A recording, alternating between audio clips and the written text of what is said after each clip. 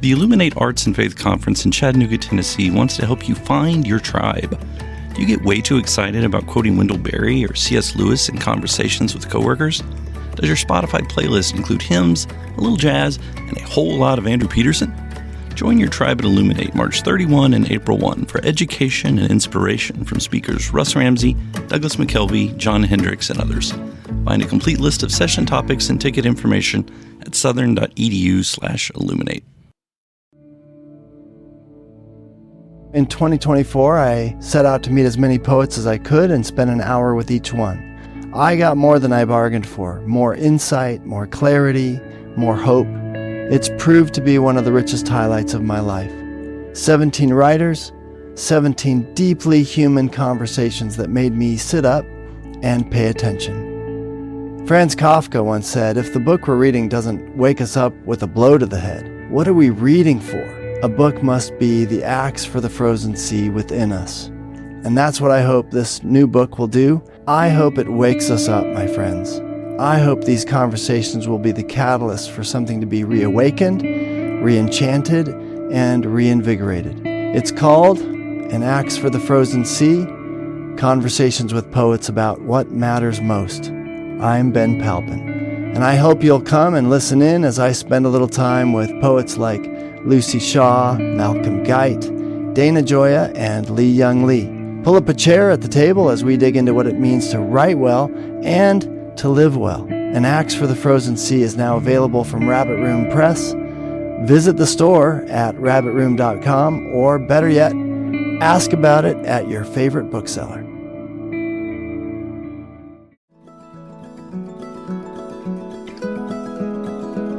Welcome to the Habit Podcast, conversations with writers about writing. I'm Jonathan Rogers, your host.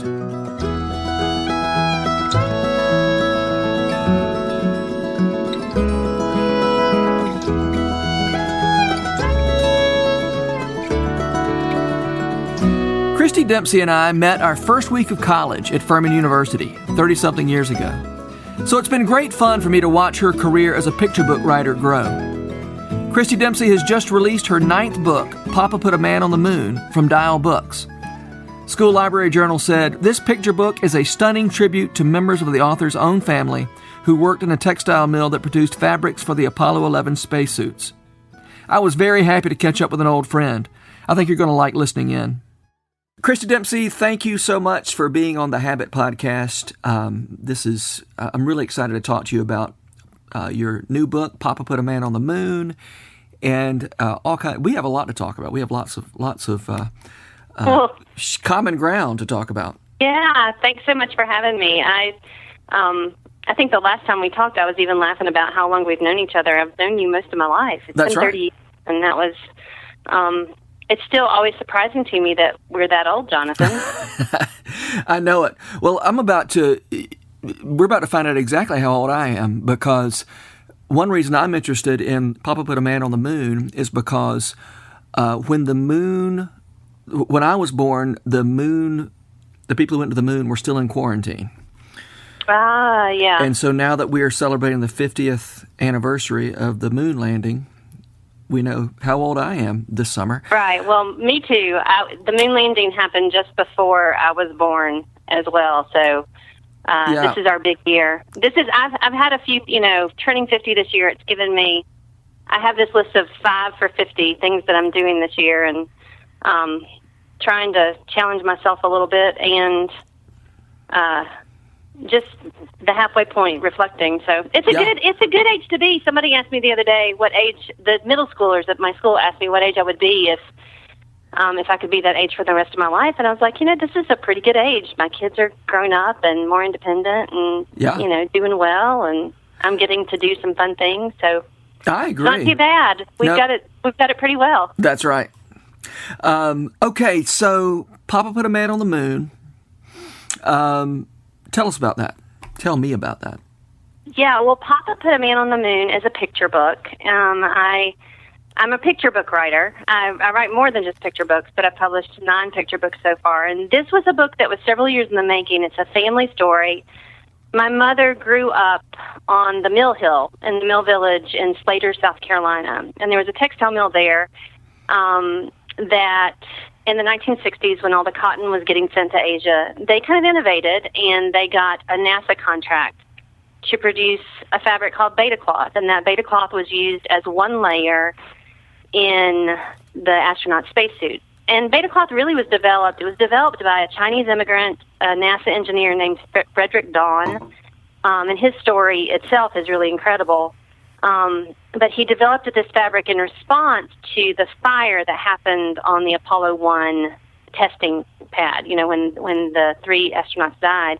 And so this was a fireproof layer of fabric in the exterior part of the spacesuit. And this J.P. Stevens plant in Slater, South Carolina, made this fabric. And my grandparents and aunts and uncles and mother and father all worked at this plant at one time or another. Wow. And so it was this community of humble, hardworking people that really were just doing their jobs. And then when the moon landing actually happened, they realized even more just that they were part of something bigger than themselves. And so the story is told through the eyes of a little girl who's really proud of her father, who kind of says, you know, Daddy, aren't you proud you work for the president? Because, you know, Kennedy was the one who said we're going to the moon in this decade. And so she's excited about this possibility that her father is contributing to something big. And it is it's a celebration of all the people that did contribute to the moon landing. There were over 400,000 people that were intimately connected in producing things. If you know, all the screws and nuts and bolts and everything that went into putting men on the moon. But if you think about it, there really were even more than that, with the truck drivers that took these things to NASA and all the different ancillary people who were also involved. And so it really was the effort of a nation, and a huge accomplishment at the time and even now, I think. But more so, just for me, just the quiet work ethic and dedication that this small community had to doing their jobs and making a living and living in community with others.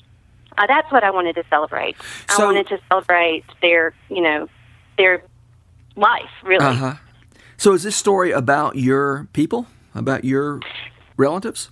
Yeah, well, so the moon landing fabric, or what I call the moon landing fabric, the beta cloth was actually produced in one part of the factory. So it's there. I have spoken with one woman that did actually work on this project, and then there was some coming and going of different people, and different people worked at different times, and so, you know, it's possible that my actual papa didn't work on this particular project, but we do know people in the community that did, and I do know that it was the full weight of what they were contributing to didn't hit until the moon landing actually happened. Because I think there was some doubt too, is it ever going to happen? Is Russia going to get there first? Are we going to, Yeah. And so, the pride probably didn't come until later. Okay. In realizing what they were involved in. Yeah. So the narrator of the story is not like your mother as a little girl or anything like that. It's just not really. No, because my mom was, I was born that year shortly thereafter. Oh, so my yeah, mom right. was grown. Of course. But she does have my mom's name, Marthann. Oh. And, and that was actually part of the story that was difficult for me, because I wanted to represent the truth. I wanted to honor the people in this community. But then a lot of my connections to the Mill Village are my family stories, So originally the story was terribly long. I mean, it was like over 2,000 words, which is way too long for a picture book. And I had all these threads in there that didn't connect really to the main focus of the story. Really good threads. I mean, there was a lot more to these people's lives that I, was unable to keep in the story. There was a conflict between Marthann and her best friend, because Marthann viewed her best friend's father's job as more prestigious than her own father's job, or feared that it was more prestigious. And, so there were all these threads that kind of spoke to the motivations, Marthann's motivations, and things like that. But then eventually those had to be cut. And it really took me a long time to write this story, partially because while I wanted to represent the truth, I also wanted it to be universal. I wanted it to speak to the 400,000 people who put a man on the moon, to, that kind of pride. So the details, the exact details weren't as important as portraying kind of the overall theme of contributing to something bigger than yourself. Flannery O'Connor said the fiction writer has to make one country do for all countries. Yeah, I think that's true. So you get to the universal by way of some specific story.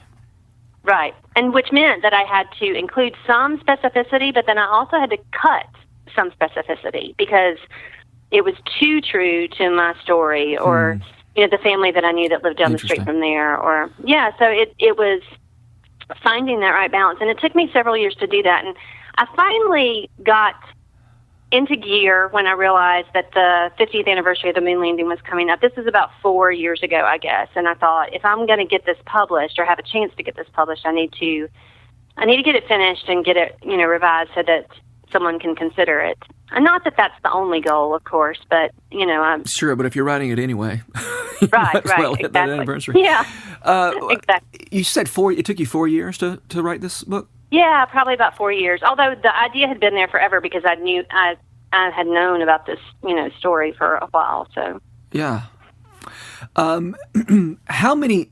You said it was way too long to start with. How many words does one have to work with in a picture book?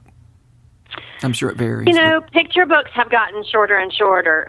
Years ago, storybooks could be 2,000, 3,000 words long. They were more like short stories or novels or whatever. But now, I don't know if it's a sign of the times that parents don't want to spend as long reading at night or whatever it is, or children's attention spans maybe, but picture books, the marketing of picture books, the publishable picture books, or the ones that publishers want to publish, they usually run no longer than 750. And my shortest is something like 56 words or something like that. Really? A little Which one is rhyming that? Mini Racer. Mini Racer is, maybe 100 words. It's really, really short.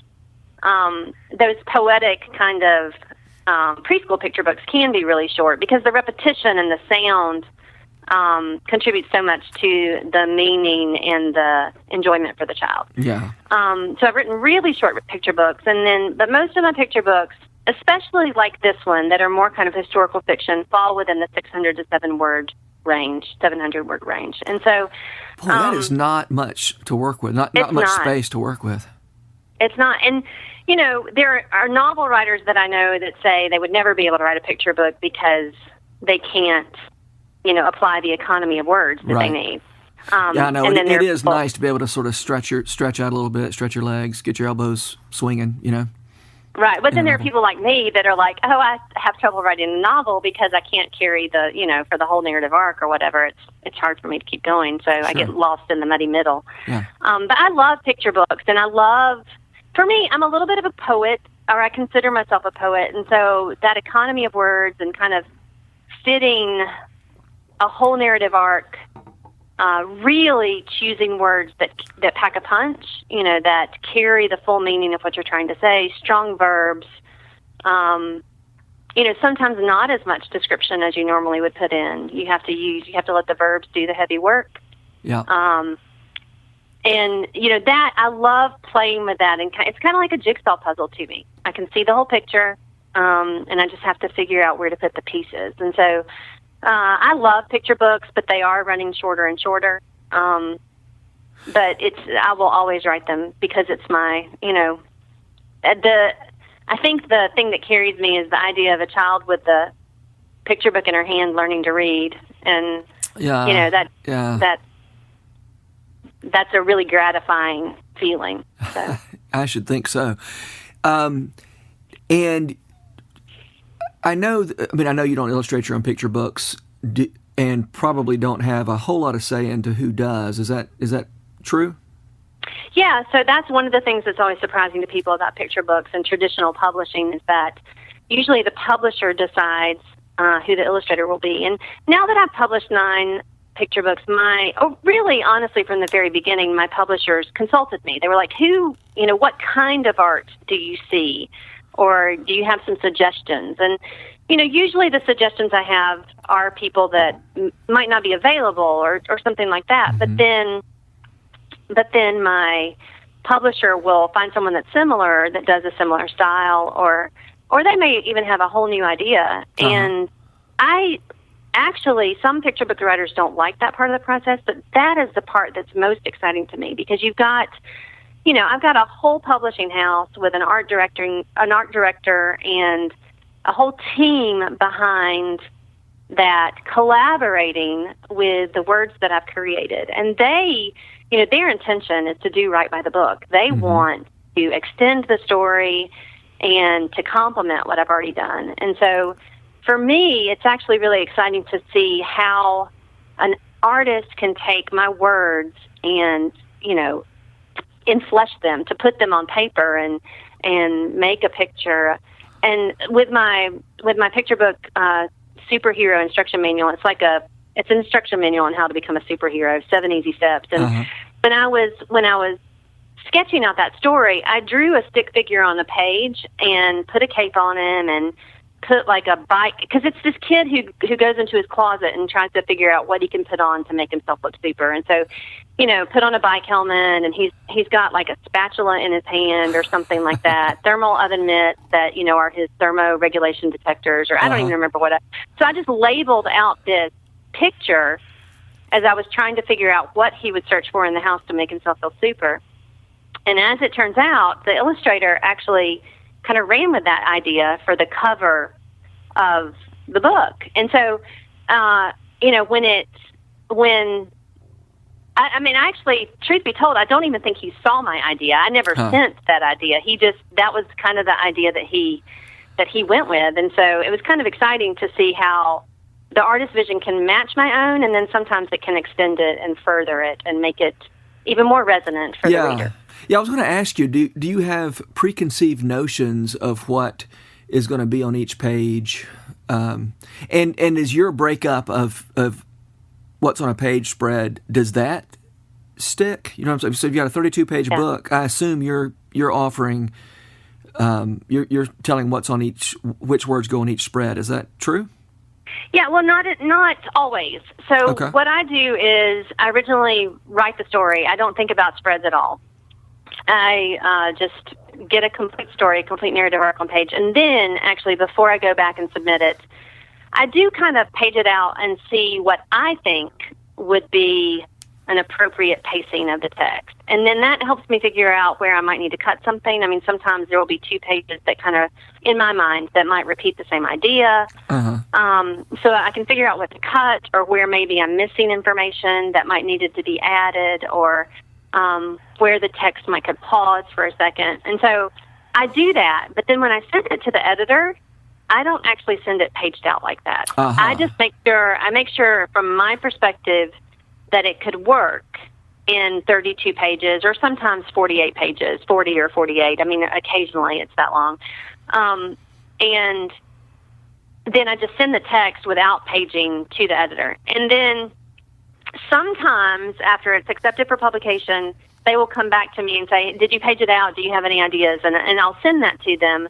But the majority of the time, they don't even ask for it. And then the illustrator just decides how he or she thinks that the pacing should be on the illustrations. And a lot of times it is exactly what I thought, which just kind of, to me, shows that there's a little bit of a science behind pacing a picture book. I mean, you can pretty much tell.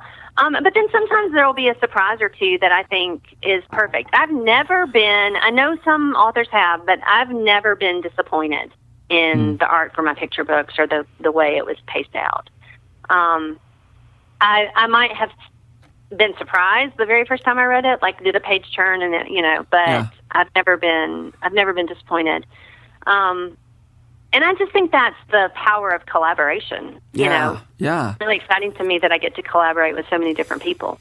I know I'm always jealous of the people who do the kind of writing, whether it's songwriting or playwriting or picture book writing, that require a level of collaboration that's not as common in fiction writing. Yeah. Because they all say, it's you used a term a minute ago. I think you said an expansion of the story. Does that phrase sound like something you said? Yeah, or an extension. Expands or extends the story. Yeah. And I I love that, and I also love the reminder and collaboration. This doesn't quite belong to you the way that maybe a fiction writer can think of this as my thing. And even for a fiction writer, it's not really my thing the way I might think of it as my thing. And for one thing, without a reader, it doesn't have any life. Oh, exactly. And that just as you were talking about that, that's what I was thinking. When we hand it off to the reader, it takes on a life of its own. Yeah. It's no longer ours, and they can interpret it or read it from their own experience. I mean, that's also what's exciting to me. So you do kind of have to have an open hand with your creative work. Yeah. Right. Rather than, this work is going to, do something for me, or it's going to this work is going to be my servant going out in the world and to do my bidding. That's not how it works. And, it's much easier, again, in a collaborative environment, I think, I should say, it would be a little more obvious that this is true. I think so too, and that's exciting to me. I think, we were talking about universality earlier and making the story universal, and I think that helps, that collaboration. Yeah. More heads in our hands in the work make for more universality. Yeah. Okay, I'm going to change directions just a little bit, because I have heard you talk about sweetie pies and smart Alecks before, and I love that way of thinking about characters and the way that can that distinction can help drive a story when maybe you're stuck. So can you talk about what you mean by sweetie pies and smart Alecks? Yeah, well, I mean, it's kind of like the chicken or the egg, right? So some people say, if you're writing a story, should you begin with character or should you begin with plot? And I think, did the chicken come first or did the egg come first? It's kind of that same thing. It's it's probably either. You can start in either direction, Sure. But I think at some point you have to consider the character's motivations. And I start out by just talking about the main character's motivations, because that's the story arc. I mean, there are other individual character arcs within the story, of course, but when I'm thinking about a story, I think first from the main character. And they have to have, in order for a story to be a story, when I go into schools, that's one of the things that students tell me that they're learning all the time, that the main character has to have a want or a desire. They have to want to do something or be something or accomplish something. And in trying to think about how to get my characters to accomplish that want, I kind of settled on this theory, and it works for me. And I don't know if it really works for everyone or for every character, but I kind of think of all characters as being on a spectrum. From one end is sweetie pies, and the other end is smart Alecks. And your sweetie pies, they're sweet. Life kind of happens to them. They don't really take much action. They just respond to their circumstances. And your smart Alecks, they usually are just kind of large and in charge, running everybody down, and they get what they want, and they're taking lots of action. So in order for the sweetie pie to grow, the sweetie pie's got to take action. And then that changes how they view themselves. So they have to have something they want, and their want has to grow enough. They face these circumstances where they fail, and they grow a little bit, and they fail, and they grow a little bit. And then finally, they begin to want this so badly that they get the gumption to take action to get it. That's the sweetie pie. So the sweetie pie's conflicts are first external, and their growth is first external in that they take action. Yeah. And then that begins, the resolution is that it changes how they view themselves. They have a little bit more confidence. It changes the way that they view themselves. Yeah. Well, the smart Aleck, they would be just, the exact opposite. Their circumstances start to press in on them. They get uncomfortable with something about their circumstances, and it gives them some insight into who they are, and so they start to gain some insight about themselves, and that causes them, upon reflection, to change their actions. So they usually, their conflicts are usually first internal. Oh, I'm not who I want to be. Oh, I'm really, people see me as really mean. They begin to grow emotionally, and then they have external change. Their unacceptable behavior changes, and so it just helps me to think, if I've got a character, are they more a sweetie pie or a smart aleck? And that tells me what direction that they need to grow in, what circumstances might cause their change. Is it internal or external? Yeah. How I need to press in on them, how I need to torture them a little bit in order to make them grow. Yeah. And so it's helpful to me because, especially when I'm writing longer works, it's hard for me to know how to sustain that, their circumstances, so that they end up moving towards what their growth needs to be. And so if I can identify kind of where they are on the spectrum, it shows me what direction they need to grow in to change and get what they want. And actually, sometimes for the smart aleck, they realize that what they wanted in the first place is not really what they should have wanted. So, that's kind of what happens.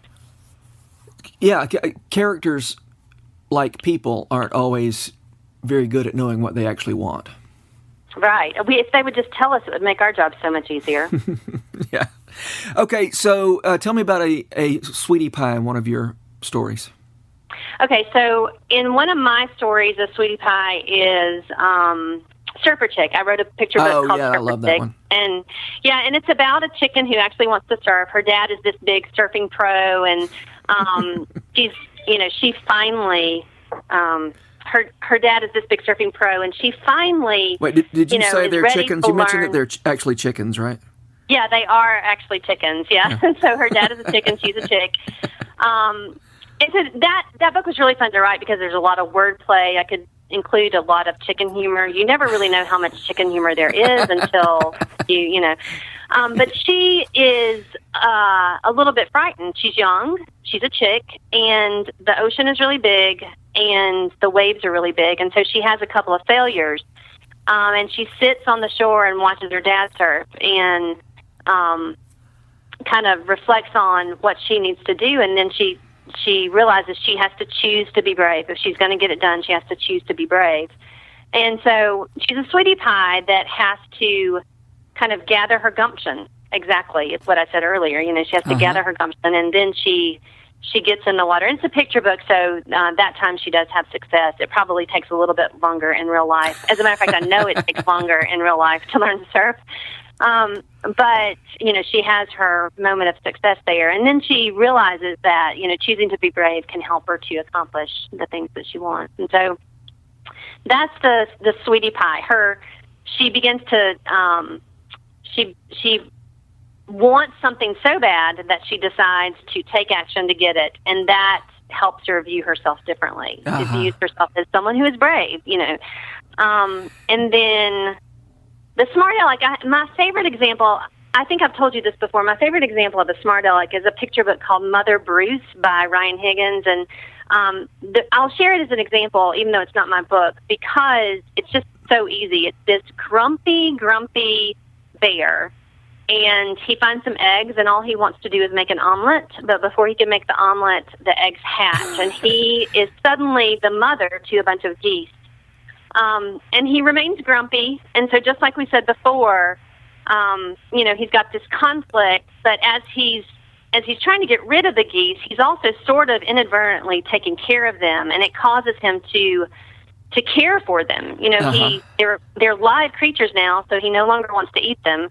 It's a picture book. I suppose a bear would eat a goose just as easily as an egg, but he's growing emotionally, and he kind of grows attached to them. And so then eventually his actions change. He flies them south for the winter. He takes care of them. He's mother to some geese. And so, but he had to first begin to recognize what internal changes he needed to make. And so now, he's my favorite smart aleck. If it sounds like maybe you're talking about another way to say the things you've been saying is the changes for a sweetie pie, it's not that their desires change so much as their gumption or their willingness to pursue their desires change. And for a smart aleck, their desires have to change. Is that fair to say in your categories that you've set up? Yeah, I think that would at least be true in some stories. The sweetie pie, their actions change first before their view of themselves does, and then for the smart aleck, their how they view themselves changes for their actions. And so, yeah, I think that would definitely be true. Yeah, again, like I said, this may not be true for every story, but figuring this out and figuring out what your character's motivations are, what direction of growth they might need to take, and whether that growth initially needs to be primarily internal or external, that helps me to figure out what direction to go in with my story and what action points I need to take along the way. So that's really helpful to me. Yeah. I think it's a really helpful tool to have in the tool belt. It might not explain all of fiction for all of time, but really a really helpful tool. I love it. Yeah, and honestly, it helps me even in real life in dealing with people. Oh, you're a smart aleck. Okay, I just need to give you time to figure out. Right. That's great. Yeah. All right, last question. I know this is dangerous to ask a children's librarian, but what are the authors who make you want to write? Well, for picture books, probably Mem Fox, and then beyond that, I can think of a couple, maybe not authors, but picture books. A couple of picture books that make me want to write with Mother Bruce and A Visitor for Bear by Bonnie Becker. Those two I really love. But then for longer work, I really love Kate DiCamillo. The themes of light and darkness in her work. Two similar authors to her, Linda Urban and Barbara O'Connor. They really have contemporary stories that are all about adolescents coming to know who they are and to find their own voice. And I think that's really important. And then for older work, Gary Schmidt, Francisco X. Stork. I really love A Monster Calls by Patrick Ness. I love beautiful language and evocative stories that resonate, stories that cause reflection. And so those YA writers, those young adult writers, really appeal to me. Yeah. And then beyond that, poets. I love Mary Oliver. I love Jared Manley Hopkins. But those kinds of things. Picture books and poetry, I read widely, a lot, Yeah. So I'm surprised to hear Gerard Manley Hopkins makes you. I mean, I love Gerard Manley Hopkins, but he doesn't make. Like, I read that and think, oh gosh, that's amazing. I could never even begin to do that. That makes you want to go try. Oh gosh, writing? Yes. Yeah. I mean, play with words and make them fit like the jigsaw. And yes, and then I love it. Yeah. And I can catch on to phrases in poetry and hold on to them for weeks at a time, and they just resonate in my mind. Yeah. My children used to accuse me, I used to love to speak in rhyme to them, and so rhyme and meter for me are kind of like play. I do it a lot. I write a lot of poetry, but I don't necessarily try to publish very much. If I were able to publish all the things that I write or all the things that I want to write, I need more time than I have, I guess. But yeah, right. You need more than that. 6 to 7 hours. I love all kinds of poetry, but then I especially love poetry in form and with meter, because I like to try to fit that puzzle, to do it as well. Yeah, it is. It's like a puzzle. Yeah, I know. I love metered poetry too. All right, Kristy, we better wrap up. Thank you so much. I have loved catching up with you a little bit and hearing about how you do your work, because I love your books. I showed Dance Like Starlight to a class of Furman students a few weeks ago, and I was very proud to tell them that I knew the author. Thank you so much, JR. I really, I'm grateful for our connection, and I'm so grateful that you gave me the chance to talk to you today. And I'm grateful for how your life and writing has influenced my own, and so it's been a privilege to chat with you. Well, thanks. I hope we can talk again soon. Thank you so much. I enjoyed it. The Rabbit Room has partnered with Lipscomb University to make this podcast possible. Lipscomb has graciously given us access to their recording studio and the Center for Entertainment and Arts building.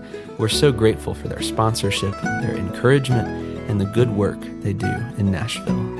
Special shout out as well to the Arcadian Wild for allowing us to use their delightful song Finch in the Pantry as part of this podcast.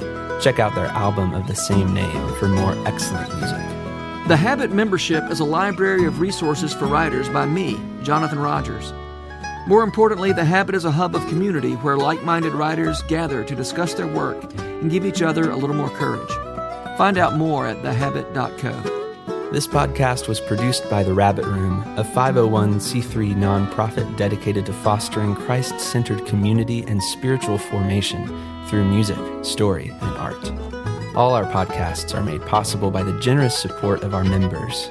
To learn more about us, visit rabbitroom.com, and to become a member, rabbitroom.com/donate.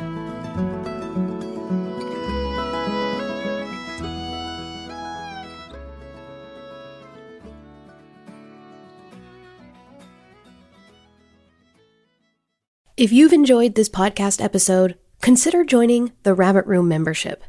Your membership helps sustain this community, funding everything from publishing and podcasts and theater productions to events and programs that support artists who create with a Christ-centered vision.